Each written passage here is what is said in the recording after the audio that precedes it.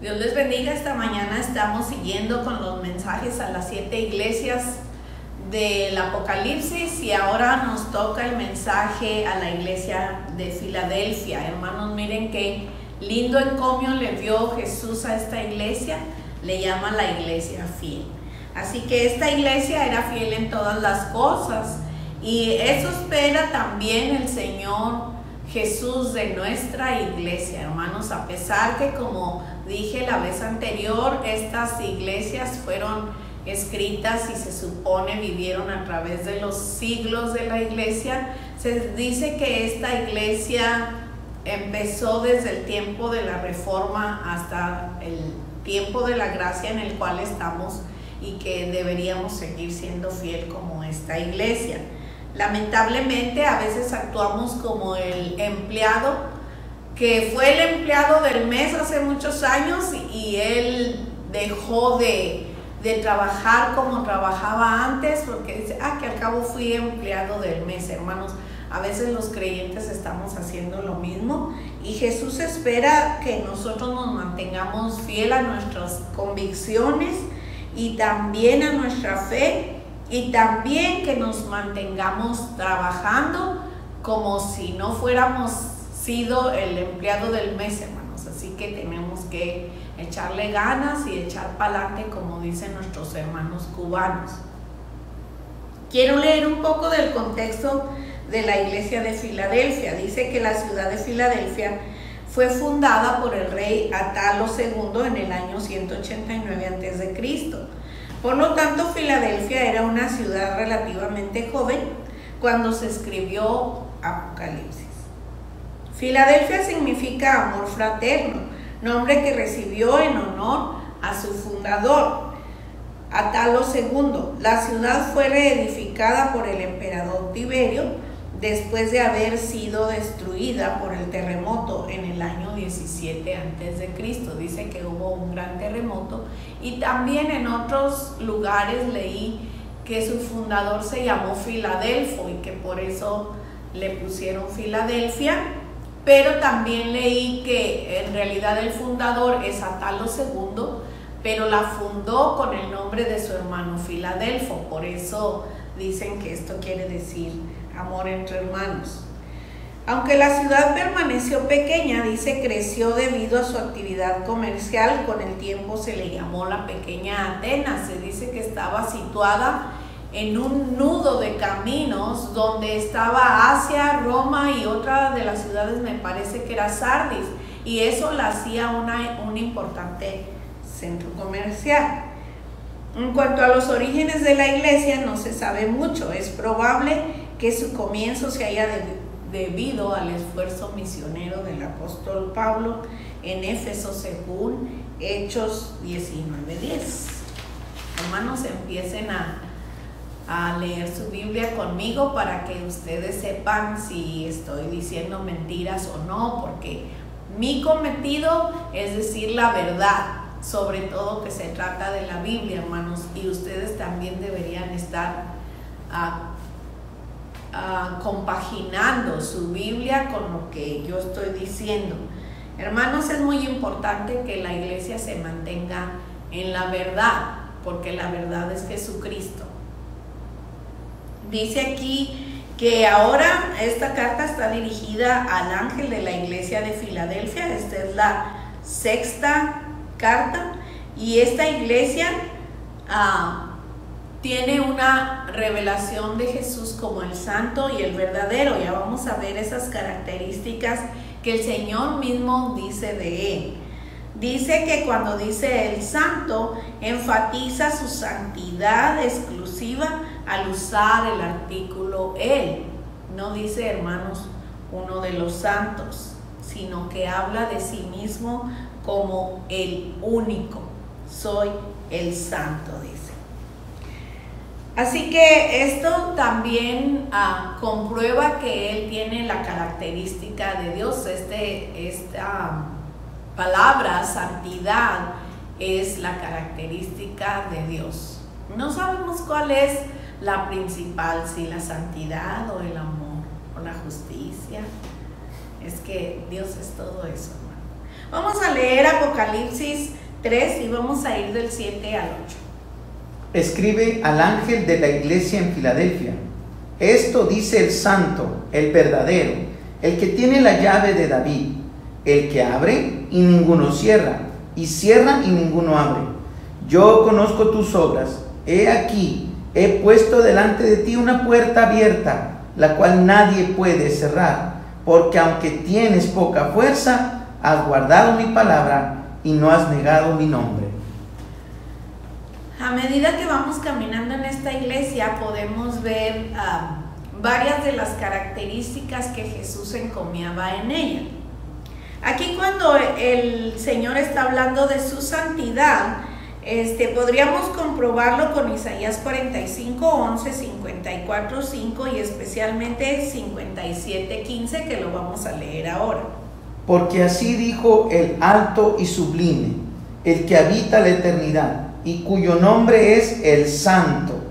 Yo habito en la altura y la santidad, y con el quebrantado y humilde de espíritu, para hacer vivir el espíritu de los humildes y para vivificar el corazón de los quebrantados. Parece que escogí el más bonito, ¿verdad, hermanos? Pero en realidad todos ellos hablan de Dios, y fíjense ustedes, hermanos, que cuando habla de la santidad de Dios y vemos que quien está hablando aquí es Jesús, entonces nos podemos dar cuenta que ellos tienen la misma naturaleza.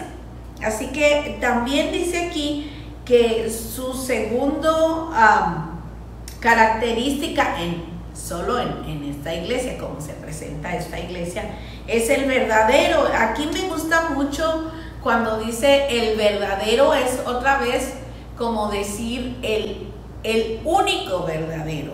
Hermanos, en este tiempo en que las ideas son tan cambiantes y que la verdad es tan cambiante, les voy a decir un comercial no pagado, hermano. Hay un libro de Agustín Laje, o por lo menos vean el video, que se llama La verdad en tiempos de posverdad, que quiere decir que la verdad ha cambiado para el mundo, pero no es así, hermanos. La verdad es siempre la verdad, y la verdad está en la Biblia, y aquel verbo se hizo carne y habitó entre nosotros. Así que esto sigue siendo la verdad para nosotros, y el Señor dice que Él es la verdad. De hecho, se lo dijo a Pilatos cuando le dijo, ¿qué es la verdad? Le debió preguntar Pilato, ¿quién es la verdad? Y Él dijo, yo soy el camino, la verdad y la vida. Así que algunas iglesias no leen este verso nunca, porque como dice que Él es el camino, y dicen las iglesias que todos los caminos conducen a Dios, que todas las religiones son buenas mientras tengan a Dios. No es así.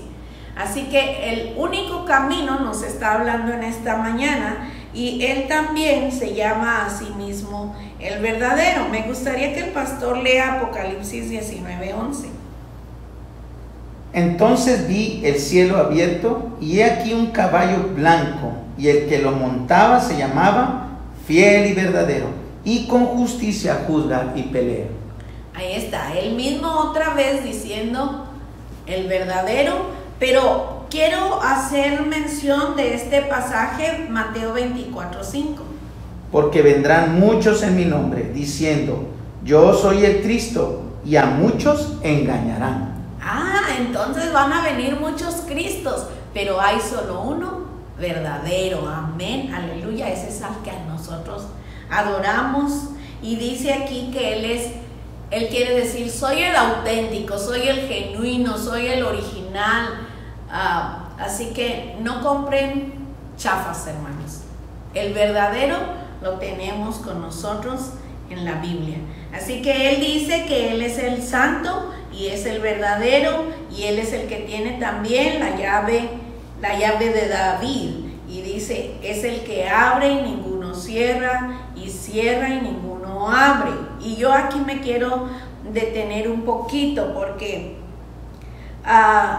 dice que Él tiene la llave de David, y en Apocalipsis 1:18 también revela a Juan que Él tiene la llave de la muerte y el Hades. Quiere decir que Él tiene la llave del reino eterno y también del castigo eterno, pero de eso no nos gusta mucho hablar.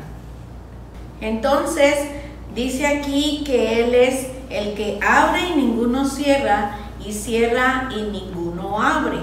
Esto nos recuerda el arca de Noé, aunque por lo general lo usamos para hacer el relato a los niños. Sin embargo, tiene una gran similitud con la obra redentora del Señor Jesús. El arca era para la salvación de todos los que creyeran en las advertencias de Dios. Y estaba Noé, dice, Pedro lo llama segunda de Pedro 2:5, Noé pregonero de justicia. Estaba haciendo el arca y estaba mientras tanto anunciando un gran diluvio. Miren ustedes que Él les estaba diciendo, tienen que arrepentirse. Fíjense, el mensaje no nació con Juan Bautista. Noé les estaba diciendo, tienen que arrepentirse de todas sus obras malas, porque va a venir un gran diluvio. Y como ellos no sabían que era un gran diluvio, pero también no creyeron. Es como nosotros, hermanos. Nosotros realmente no sabemos si hubo tal Jesús y murió en la cruz, pero lo creemos porque la Biblia lo dice. Entonces, en ese entonces, al ver a Noé que estaba fabricando el arca, debieron poner eso en su corazón y decir, hombre, pues este hombre o está loco o realmente cree que va a pasar eso. ¿Y por qué no vinieron a preguntarle a Noé más acerca de eso? Dice que Noé tardó 100 años, hermanos, en hacer aquella arca, porque la obra de Dios es grande, hermanos, y tiene que ser grande, dijo Salomón. Así que Noé estaba anunciando la destrucción de todo lo que tenía vida y nadie le creyó, así que solo él y su familia fueron salvos, y algunas especies de animales que vinieron al arca también. No quiero decir que a veces los animales hacen más caso que los humanos, hermanos, pero en esta ocasión sí fue así. ¿Y por qué traigo a colación esta historia? Porque en el capítulo 7:16 de Génesis dice, y el Señor cerró la puerta. También Mateo 25:10, que leímos la semana pasada con las 10 vírgenes, dice que el Señor cerró la puerta y vinieron las 5 vírgenes insensatas gritando, Señor, ábrenos. Dice aquí que Él es el que abre y ninguno cierra, y cierra y ninguno abre. Hermanos, tenemos que tener cuidado porque todavía la puerta está abierta, y una vez que se haya cerrado ya no tenemos más chance de nada. Esta es la segunda vez que se dice aquí se cierra la puerta, y esto quiere decir que Dios está trayendo un juicio, como lo trajo con Noé, como está anunciando que lo traerá. Y la parábola de las 10 vírgenes es un anuncio más, hermano. Es un anuncio grande y luminoso, pero no lo vemos porque no queremos verlo. Así dicen los refranes.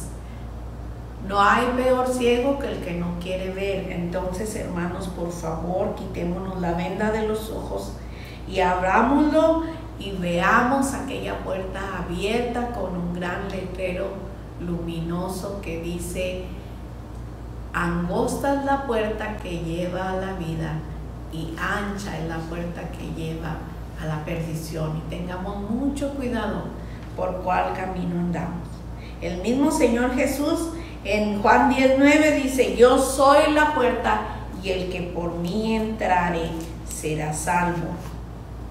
Así que nosotros podemos ver esta parte en donde el Señor nos está advirtiendo, soy el que abre y ninguno cierra. Así que habiéndose identificado Jesús, ahora empieza a reconocer las obras de la iglesia de Filadelfia. Yo conozco tus obras. Y le dice, he aquí, he puesto una puerta abierta, la cual nadie puede cerrar. Y esta puerta abierta Pablo la aprovechó muy bien en 1 Corintios 16, 8 y 9, 2 Corintios 2, 12 y Colosenses 2, 3 y 4. Esta es cuando Pablo dijo: se me ha abierto puerta grande. Eso quería decir para predicar el evangelio. Entonces todavía, hermanos, esa puerta de predicar el evangelio está abierta y el Señor la ha abierto para su iglesia. Así que la iglesia fiel tiene que predicar, porque pronto se puede cerrar esa puerta. Y también le dice: aunque tienes poca fuerza. Fíjense, hermanos, qué raro que en nuestro mundo lógico nosotros elogiamos a quien tiene mucha fuerza, pero el Señor Jesús está elogiando a una iglesia que tiene poca fuerza. ¿Por qué? Porque el Señor Jesús sabía que cuando soy débil, dice Pablo, entonces soy fuerte. Y esto está en 2 Corintios 12, 9, hermanos, por si lo quieren checar. Y dice aquí que entonces el Señor Jesús sabía que ellos dependían totalmente de la fuerza de Dios. Los cristianos en Filadelfia tenían esta característica: aunque tienes poca fuerza, le dice, has guardado mi palabra. Miren qué bonito, hermanos, cuando el Señor nos abra la puerta y nos diga: has guardado mi palabra. Entonces, eso está bonito, es un buen elogio que hayamos guardado la palabra. No que la guardemos en un cajón, hermanos, por favor, pero nuestro corazón, como dice el salmista: en mi corazón he guardado tus dichos para no pecar contra ti. También, ¿por qué debemos guardar la palabra? Porque la palabra trae fruto, hermanos. Entonces, cuando la palabra trae fruto en nosotros, nosotros tenemos el fruto del Espíritu, somos obedientes también. Y cuando dice obedientes es en ir y predicar las buenas nuevas también. Y cuando nosotros hablamos a alguien que está receptivo a la palabra de Dios, entonces hay fruto de labios que confiesan su nombre. Amén, aleluya. Entonces vamos a ver aquí que también los miembros de Filadelfia eran fieles en guardar la palabra, y otra de sus características que el Señor elogia es: no has negado mi nombre. Acuérdense que era un tiempo en el que el César era el Señor, era el Dios al que se le debía rendir homenaje, pero para la iglesia fiel de Filadelfia, el único Dios y Señor soberano de la vida de ellos era el Señor Jesús. Así que el Señor Jesús por eso les está elogiando y les dice: no has negado mi nombre. Pero vamos a ver cómo sigue esta iglesia del 9 y 10 del Apocalipsis 3. He aquí, yo entrego de la sinagoga de Satanás a los que se dicen ser judíos y no lo son, sino que mienten. He aquí, yo haré que vengan y se postren a tus pies y reconozcan que yo te he amado, por cuanto has guardado la palabra de mi paciencia, que ha de venir sobre el mundo entero para probar a los que moran sobre la tierra. Ajá. Entonces miren ustedes, aquí dice que el Señor está entregando de la sinagoga de Satanás. ¿Quiénes son los sinagoga de Satanás? La sinagoga de Satanás es cualquier comunidad que niega la mesianidad de Cristo. Tenemos que recordar que los judíos no creían en Jesús como Mesías, pero ¿saben qué, hermanos? No son los únicos. Acuérdense que Pablo en Roma y en muchas ciudades de Asia encontró el gnosticismo, y ellos negaban que Jesús era Dios, o sea, la deidad de Jesús. Y entonces ellos decían: la carne es muy pecaminosa, ¿cómo puede un Dios tan santo habitar en un cuerpo de pecado? Pero entonces aquí le llama la sinagoga de Satanás. Eso está feo, hermanos. Entonces dice que Satanás está en contra del plan de Dios, así que si son de la sinagoga de Satanás, quiere decir que son contrarios a la palabra de Dios. Dice entonces que Él hará que ellos vengan y se postren delante de la iglesia. Cuando dice que se postren a sus pies y reconozcan que Él nos ha amado, eso no quiere decir que van a venir en adoración a la iglesia, sino a pedir favor. A pedir favor, y dice, y van a reconocer que Jesús los ha amado. Eso es muy bonito, hermanos, y tenemos que saber que aunque Israel rechazó al Señor Jesús, no por eso ha sido descartado. De hecho, Romanos 11, 1 al 32 nos explica que Dios siempre ha guardado un remanente. El hecho que Israel haya rechazado al Mesías hace que temporalmente Dios haya puesto a Israel a un lado. Acuérdense que el libro de Oseas explica esto muy bien al decirle: yo te provocaré a celos con un pueblo insensato que no es pueblo. Quería decir que no era el pueblo de Dios. Y gracias a eso, hermanos, gracias a que el pueblo de Israel rechazó al Mesías, nosotros hemos venido a ser parte del pueblo de Dios. No que somos judíos, no somos judíos, hermanos, pero sin embargo el Señor tuvo misericordia de nosotros por su grande amor con que nos amó. Pero dice que luego que haya entrado la plenitud de los gentiles, que somos nosotros, entonces ese tiempo será para que Israel sea salvo. Romanos 11, 25 y 26 nos lo dice. Porque no quiero, hermanos, que ignoren este misterio, para que no sean arrogantes en cuanto a vosotros mismos, que ha acontecido Israel endurecimiento en parte, hasta que haya entrado la plenitud de los gentiles. Y luego todo Israel será salvo, como está escrito: vendrá de Sión el libertador, que apartará de Jacob la impiedad. Eso quiere decir que no solo gentiles van a entrar en el reino, sino también para aquellos para quienes había sido preparado, que era el pueblo judío, el pueblo de Israel. Esto se refiere a los judíos en la carne también, cuando les dice, hay muchos que se dicen judíos y no lo son. Y Romanos 9, 6 al 8 dice: no que la palabra de Dios haya fallado, porque no todos los que descienden de Israel son israelitas, ni por ser descendientes de Abraham son todos hijos, sino en Isaac te será llamada descendencia. Esto es, no los que son hijos según la carne son los hijos de Dios, sino los que son hijos según la promesa son contados como descendientes. Eso quiere decir, hermanos, que se está refiriendo a hijos espirituales. Y nosotros, hermanos, somos hijos espirituales, porque dice que Jesús, habiendo de llevar muchos hijos a la gloria, así que nosotros somos hijos por cuanto le hemos recibido. Juan 1:12, mas a todos los que le recibieron, hermanos, a los que creen en su nombre, el Señor les dio el derecho, la oportunidad de ser hechos hijos de Dios. Este es un pasaje que siempre usamos con las personas que dicen: yo sí creo en Jesús. Sí, pero no es necesario solo creer, necesita también recibirle, porque así lo dice la Biblia.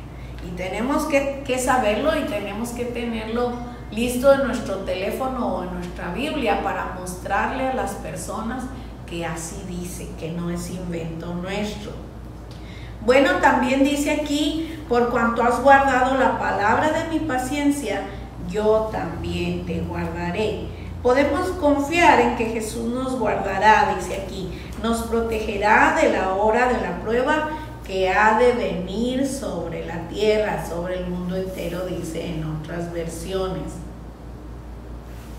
Dice: para probar a los que moran sobre la tierra. Esta promesa anticipa el rapto de la iglesia, hermanos. 1 Tesalonicenses 4, del 13 al 18 dice: tampoco queremos, hermanos, que ignoren acerca de los que duermen, para que no se entristezcan como los otros que no tienen esperanza.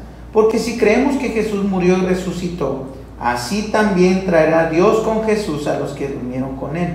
Por lo cual os decimos esto en palabra del Señor, que nosotros que vivimos, que habremos quedado hasta la venida del Señor, no precederemos a los que durmieron.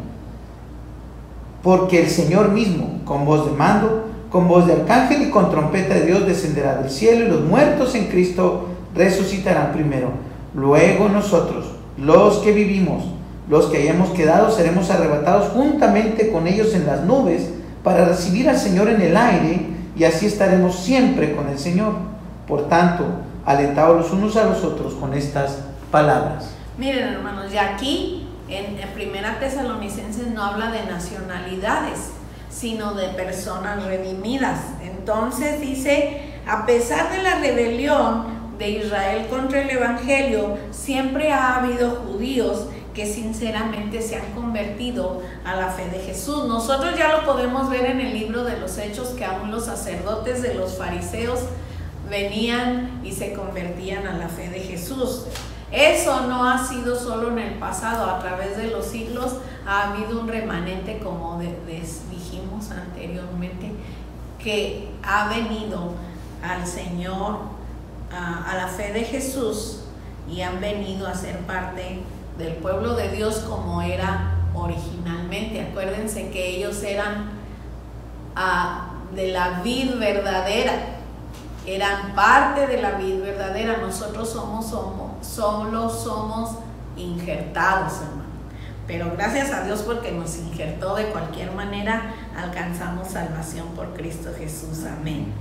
Por cuanto has guardado la palabra de mi paciencia, dice, yo también te guardaré de la hora de la prueba. Esta hora de la prueba que leyó el pastor, que algunos dicen que se refiere a la persecución, que en muchos países, hermanos, aunque no lo vemos aquí, en muchos países se está dando la persecución. Incluso en México se dio persecución, espero que ya no se esté dando, contra los cristianos. En el sur de México hubo muchísima persecución contra los cristianos. Es posible, dice, que esto también se refiera al arrebato de la iglesia antes del comienzo de la gran tribulación, pero también puede ser que Jesús estuviera prometiendo proteger a su iglesia aún en medio de la más severa tribulación. Sea como sea, Pedro afirma, sabe el Señor librar de tentación a los piadosos y reservar a los injustos para ser castigados en el día del juicio. Y 1 Timoteo 1:12 dice de esta manera: doy gracias al que me fortaleció, a Cristo Jesús nuestro Señor, porque me tuvo por fiel poniéndome en el ministerio. Pues eso dice aquí, que nosotros debemos estar fieles ahí y firmes, y nosotros podemos confiar en el Señor Jesús, que Él nos va a guardar. Y dice aquí, he aquí yo vengo pronto, pastor, en el Apocalipsis 3:11 al 13. 3:11 al 13. He aquí yo vengo pronto, retén lo que tienes para que ninguno tome tu corona. Al que venciere, yo le haré columna en el templo de mi Dios, y nunca más saldrá de ahí. Y escribiré sobre él el nombre de mi Dios y el nombre de la ciudad de mi Dios, la nueva Jerusalén, la cual desciende del cielo de mi Dios, y mi nombre nuevo. El que tiene oído, oiga lo que el Espíritu dice a las iglesias. Miren ustedes, aquí ya es la parte final, que se llama la herencia. La promesa de Dios es guardarnos de la hora de la prueba. La herencia es que Él, al que venciere, le hará columna del templo de su Dios. Cuando aquel templo hermoso que Salomón construyó, había dos columnas que se llamaban Boaz y Jaquín, pero aún esas fueron destruidas. Pero se dice que en la ciudad de Filadelfia, hermano, las columnas aún permanecen. Se dice que aquella ciudad tenía terremotos muy frecuentemente, y dice que ese terremoto fue grande en el 17 antes de Cristo, dice que fue muy grande. Dice que de tal manera que mucha gente prefirió vivir en tiendas fuera de la ciudad, porque dice que hubo una gran catástrofe. Pues si usted tiene la oportunidad de viajar por el este de Asia, usted se va a encontrar con la iglesia de Filadelfia. Bueno, no con la iglesia de Filadelfia, pero con Filadelfia. Y resulta que en Filadelfia hay columnas todavía, hermanos, a pesar de los terremotos, las columnas permanecen. Y cuando nosotros estamos leyendo el Apocalipsis, siempre que dice algo de una iglesia, es algo literal. Entonces, Jesús está comparando aquí a los fieles que permanezcan en su devoción al Señor, para que cualquier terremoto, hermanos, no los vaya a tumbar. También el Señor les dice, no solamente que les hará columnas, sino también dice que pondré sobre él el nombre de la ciudad de mi Dios. Quiere decir que a cada columna le va a poner el nombre de las ciudades de Dios, y también dice la nueva Jerusalén, la cual desciende del cielo de mi Dios, y mi nombre nuevo. Ahí dice que Jesús nos va a poner su nombre nuevo. Ha de ser nuevo para nosotros porque nosotros realmente no sabemos cómo se llama. Nosotros le llamamos Jesús, pero los judíos le llaman Yeshua. Así que Él nos va a decir exactamente cómo se llama, y a lo mejor vamos a entender hebreo, hermanos, a saber. Pero Dios quiera que nos ayude Dios a permanecer fuertes como esas columnas que permanecieron a pesar no solo de los terremotos, pero de los tiempos, y que aún están plantadas ahí. Y dice el Señor Jesús, y así como esas columnas de Filadelfia que siguen plantadas ahí, nunca más saldrán de la ciudad de mi Dios, dice. Y aunque muchos hayan muerto en el año 18 debido al terremoto, también dicen muchos sobrevivieron. Así que a los que nosotros, nos está diciendo el Señor, a los que venzan, yo les haré columnas en el templo de mi Dios. Así que esta es una información que Dios va a poner sobre las columnas. Le va a poner el nombre de Dios y el nombre nuevo del Señor Jesús. Y esto nos recuerda también, hermanos, que hemos sido sellados con el Espíritu. Así que también nosotros como columnas tenemos un sello del Espíritu Santo de la promesa, como dice Efesios 1, 13 y 14. En él también vosotros, habiendo oído la palabra de verdad, el evangelio de vuestra salvación, y habiendo creído en él, fuiste sellados con el Espíritu Santo de la promesa, que es las arras de nuestra herencia hasta la redención de la posesión adquirida para alabanza de su gloria. Amén, aleluya. Así que tenemos que mantener esa promesa, hermanos, que mantenga viva en nosotros esa promesa y que nos mantenga firmes también. Bueno, hermanos, la puerta aún permanece abierta y debemos aprovechar y hacer la decisión de entrar por ella, y antes de que Dios la cierre. Luego que la puerta se cierre, ya no habrá oportunidad, como no lo hubo en los días de Noé, y tampoco para las vírgenes insensatas. Asimismo, no la habrá para el mundo de hoy. Entre por esa puerta. Le invita al Señor Jesús. El Señor le